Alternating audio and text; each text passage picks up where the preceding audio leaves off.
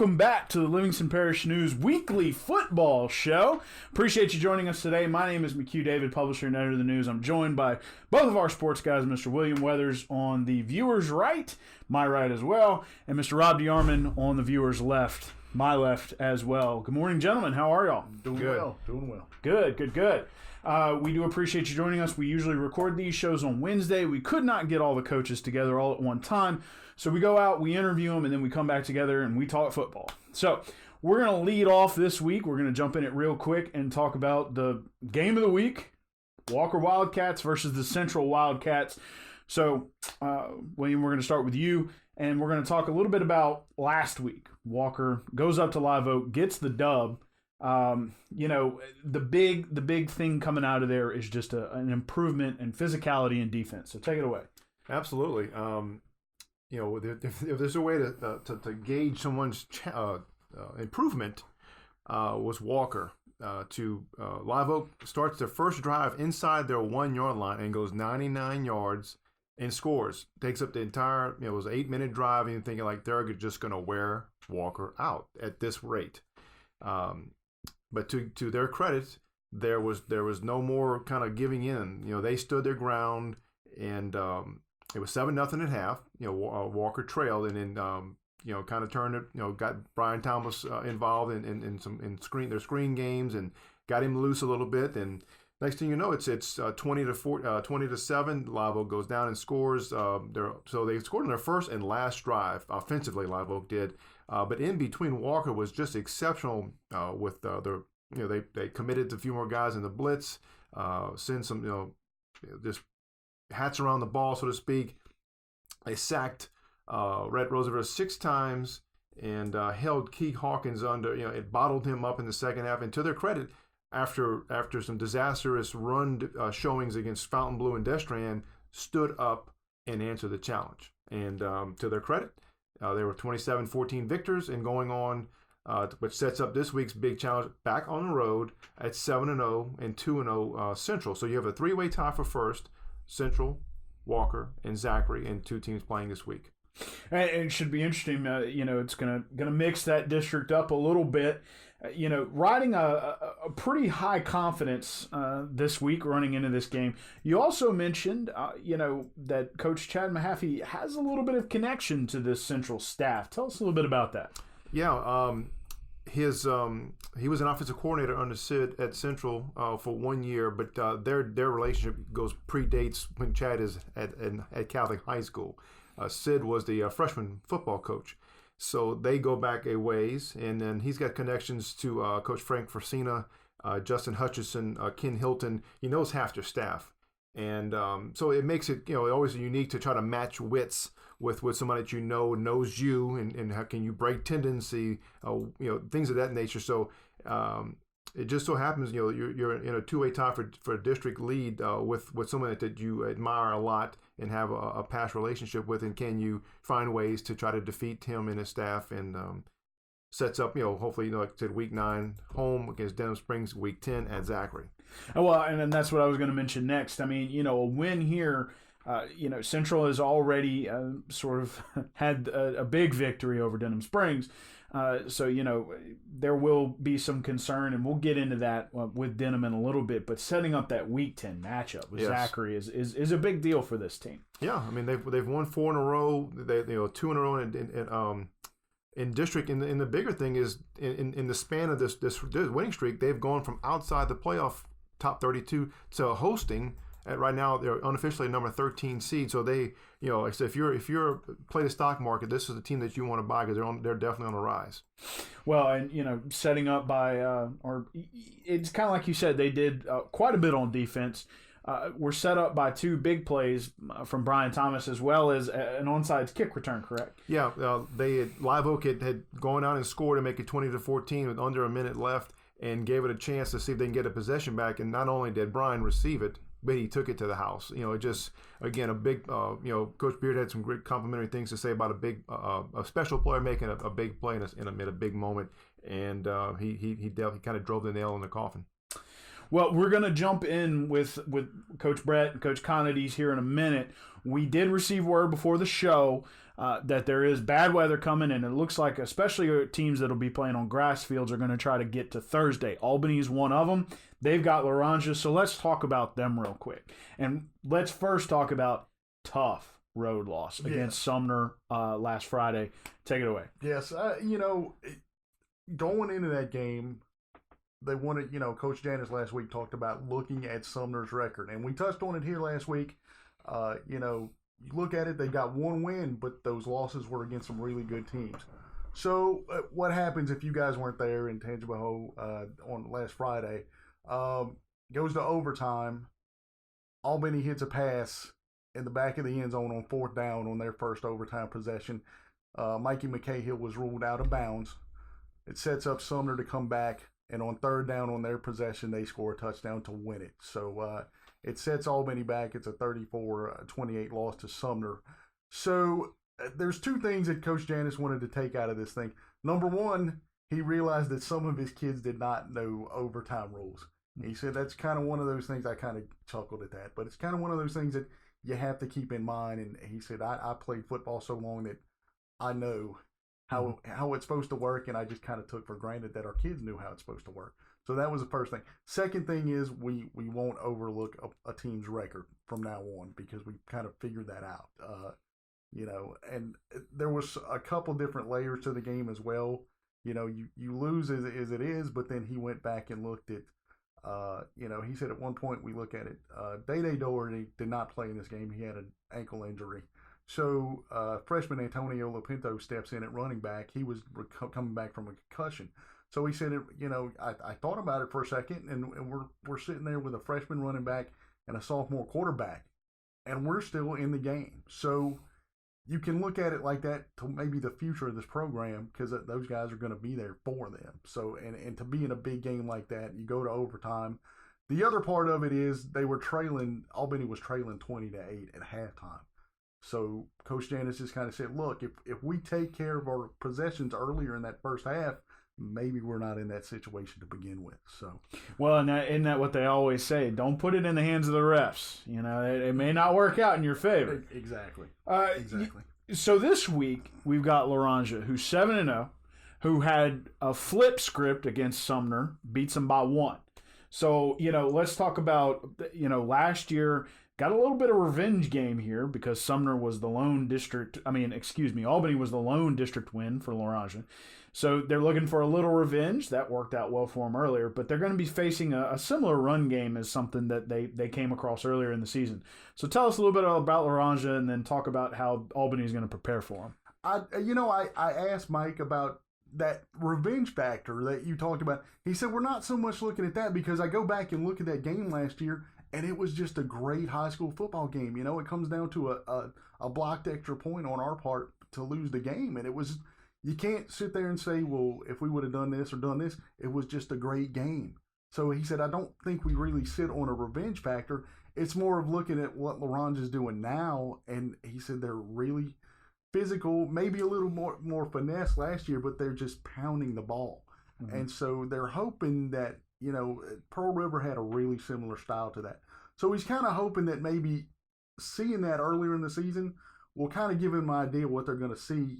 Could be Thursday night. We might break some news here in the podcast. I'm sitting here with my phone next to me, just waiting on maybe a text from Coach Janis saying, yes, we are playing Thursday. But that's what they want to do. They're just waiting for some clarification or some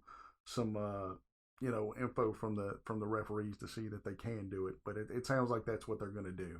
Just stay tuned, folks. Yeah, they've already moved a lot of the Acadiana games up to Thursday. As we kind of talked about in pre-production, probably anybody with a turf field is going to just go ahead and play Friday, but we'll see. We may have plenty of games rolling out on Thursday.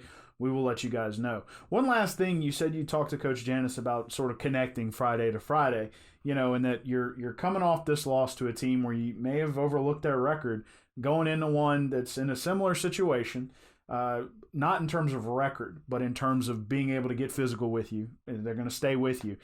Talk about what he said about connecting those Fridays. You're just trying to, you sit there and you don't want to dwell on it. It's something that's done. And we're not going to sit there, but they can't just kind of look past Laranja at the same time. So what they're trying to do is just, he was really pleased with the way some things worked out. He said they like to get a little bit more pass efficiency. JJ kind of started off, JJ Doherty kind of started off a little shaky, but he kind of put some things together in the end. That's one of those things that they just, he'd like to kind of get that going. It's that passing game. They've started doing that. The kids are kind of enjoying it, and you've kind of seen some of these guys blossom as receivers over the course of the deal. So basically, it's just, hey, we can't dwell on it. It's behind us, So here we go. Got to learn from it. Yes. And like you said, I mean, he talked about, taking better care of the ball, making more of your possessions in the first half. 20 to 8 at halftime is a difficult hole to dig out of. Now, talking about, half times, Denham had their chances against Zachary early. They pulled away. But let's move into that game. So we're going to move back over to William, and we're going to talk about Live Oak and Denham, both teams that had lofty expectations, one of whom is struggling. The other one has been struggling recently. That'd be Live Oak. Let's start with them. Eagles have lost 2 in a row. Tough loss at home both weeks, to Zachary first and then to Walker. So what does Coach Beard have to say about those losses and coming into this game?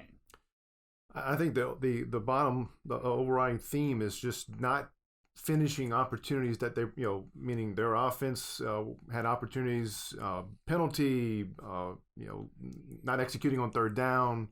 You think you can name something like, because the defense for the most part has been very, very consistently good.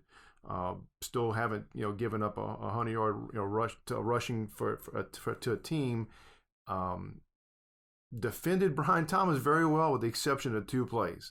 He broke one, again, was on a screen, and the second one they lost track of him. The defender fell down, and that's all it takes against Walker. They can big play to death, and their defense was so sound. It was a difficult, they have to get better meaning Live Oak has to get better on offensively to be able to sustain drives. Just like, again, textbook 17 play, 99.5 yard, 8-minute drive. Doesn't get better and doesn't get any better than that. But how did you do? How did you subsequently follow that up by having a touchdown called back by holding, and then they make their living on long drives and moving the chains. They did not do that the entire evening thereafter. So they've got to find something to be more efficient on offense. Whether that obviously that's predicated running the ball first, and after that play action. Their bootleg type game, and see if they can find some holes in Denham Springs' defense. So I think it's a matter of just taking advantage of opportunities and not letting drives bog down offensively. Well, and as you mentioned in the pre-show, these 2 losses have given them an extreme hit in the power ratings. Yes, we're now in the mid-20s. Looking probably going to have to travel a lot. Once playoff time comes. So it's a big game for them. They need power rating points. They need a win. On the other hand, so does Denham. So let's switch over to that side real quick. Denham has 1 win. Facing a tough Live Oak team. We talked about the past 2 years. Last year, kind of like what he said about Albany and Laranja, a good football game comes down to the wire. 2 years ago, Tyree Goldman tore him up. So it was a good, I guess you could say, recourse.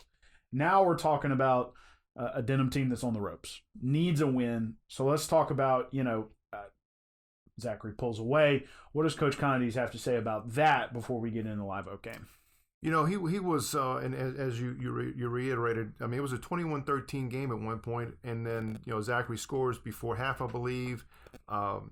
Denham has 2 possessions where they get field goals, and he feels like if they get touchdowns, now they're in it. They've got a real chance because that game was, I think, scoreless, so not much going on in the third quarter. And then Zachary, I guess, wore them down and then stretched that thing out in the fourth quarter. He felt they competed very well. This is his 3rd year in the Zachary Denham series. He felt like that was probably one of the among the 3 times they competed. That's the best they've competed. Obviously, the end result is not what they wanted. That sets themselves up now. Unofficially, they're in the low 30s. Obviously, top 32 go. The strange thing is, after as this thing has gone south, with games to go, they feel like they've got to win one game.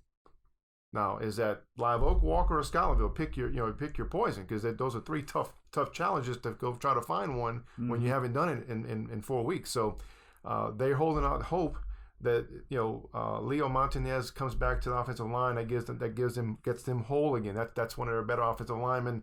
And as a unit, when they're going well, they can run the ball. And then C.J. Johnson is coming back from concussion, hopefully making them whole on defense. Again, he's one of their better cover corners. So they feel like, they're back to a little bit better health. And, again, in the game last year, they ran the ball pretty well for a half, maybe 2.5 quarters against Live Oak in a game that was just back and forth of big play versus big play. They have a chance to still make the postseason. They're hanging their hats on. They're hanging that this rivalry, the intensity, whatever it brings out in both teams, because both teams are in a situation. It's one's a little bit more dire straits than the other. That they can come out, whoever is going to execute the best. Obviously limit turnovers if weather does become an issue. But they feel like they still got a chance to realize a goal, which is obviously get in the postseason. It's at some point it needs to start for them to take advantage of that.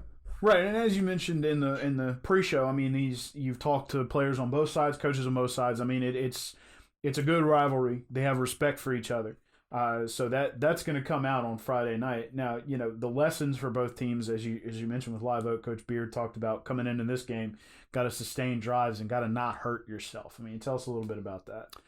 Yeah, they have, for the first 5 weeks, they were an efficient offense. They almost run sets up the pass. Last week they got into a lot of long down and distance situations. It was not a good recipe for them. When you fall behind, now you're playing catch up. They kind of get you off a schedule, because you're not going to break long runs against Walker. They just pursue very well. And so I guess the recipe now is to try to start ahead and build from there, and not give up big plays, because they're susceptible to big plays. Denham is obviously capable of making big plays. Luke he had a good throwing game last week. It was 180, 200-yard range. So defensively, that's been Achilles heel. That was again two plays last week for Live Oak. I just think they want to start fast, which that's the recipe every week. But in a case like this where you're not going well, let's start fast, create some early momentum, and hopefully they want to build a confidence throughout, because again, defensively is their backbone, and if they can give that defense a lead, it's hard, especially if it's a multiple score lead, feel like they can put the game away. Should be interesting to see whether and that for we here in Livingston Parish, I mean, that's two big games really, because Central's always had a rivalry with a couple of these schools. So two big games in the 5A sector. Both Live Oak looking to control, Denham looking to come out fast. It should be a good game on Friday. Last but certainly not least, Springfield starting district. Yay! Yeah. It's a long time coming, man. Here in the last 3 weeks, as we've discussed before on the show, District 10-2A has shrunk. It's now 4 teams in football anyway. And they will begin their district slates this week. Springfield hosts Pope John Paul, and with the exception of a couple of bad snaps, you're pitching a shutout against Thomas Jefferson. And, tell us a little bit about what Coach Surpass had to say about that game, because, as you mentioned, he's pretty happy with where they sit. They're liking where they are right now, and he said the approach doesn't change, because, I said that, hey, does anything happen differently because you guys are going in the district? He said, we're not harping on it a whole lot. We just want to take it, the old cliche, we're one game at a time, right. And just go through it like that. Against Thomas Jefferson, he was really happy with the way the defense played. Said if there was one thing they wanted to kind of fix a little bit was their offensive line play, kind of hanging on to some blocks. And he said we've been really good with technique, and it's starting to slip a little bit. So they kind of go back to the basics on that, kind of nail some of that stuff down, and try to get back back to where they need to be on that part of the deal. The other part is with the district slate, they were at a point where you play 3 games and you go straight into district. Mm-hmm. So there's not really a lot of time. So he said what's allowed him to do, he said you've got those, the game at Bogachita in Mississippi to start off the season, and you've got South Plaquemine. He said we couldn't have done that before. And it's also helped them to see different, areas of the state, different styles of football, which he said, it could help them this week heading into Pope John Paul. Right. Yeah, as you mentioned, South Plaquemine threw some Wildcat at them, and Pope John Paul is going to have a little bit of that. So, how are they going to prepare? That's one of those things. He said. He said from what they're doing is a lot like South Plaquemine, but they've seen it. Maybe not from the skill set, but they know what to do.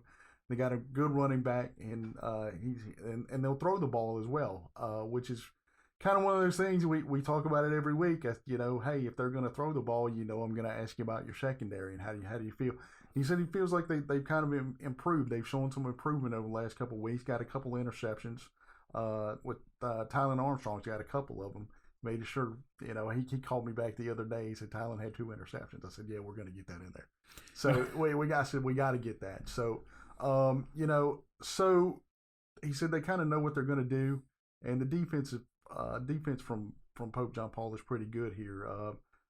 He said it's another team. They do a good job of kind of gang tackling and letting it, and that seems like a theme for them. With the opponents, being able to tackle well. So that's another thing they're going to have to be aware of, where some of these guys are on the defensive front. They're going to have to play tough. Yes. So we are knee-deep in district action, finally, with our last team moving into it.